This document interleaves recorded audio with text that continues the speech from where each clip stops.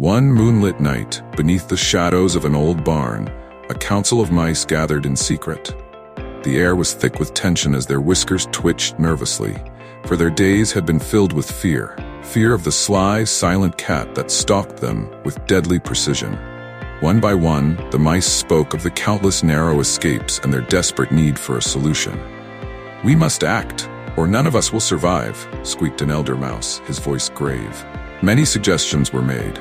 Some proposed digging tunnels deeper beneath the barn. Others spoke of traps, distractions, or simply fleeing altogether. But none of these plans seemed foolproof, and with each rejected idea, the mice grew more anxious. Then, from the back of the crowd, a young mouse stepped forward, his eyes gleaming with excitement. "I have the perfect plan," he declared. The other mice turned to him, hopeful.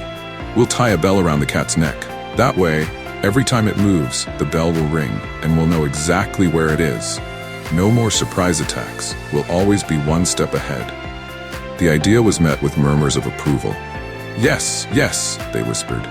"We'll finally have the advantage." It seemed like the perfect solution, and the younger mice were already celebrating. But just as hope began to swell, an old wise mouse hobbled to the front. His fur was gray with age, and his voice was slow but steady. "It is indeed a clever idea," he said, nodding at the young mouse. "But tell me," he paused, his eyes sweeping over the eager crowd, "who among us is brave enough to put the bell around the cat's neck?" A heavy silence fell over the group.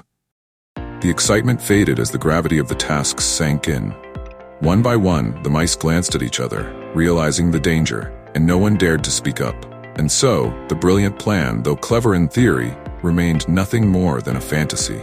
Moral: it's easy to suggest bold ideas, but far harder to face the challenge of making them real.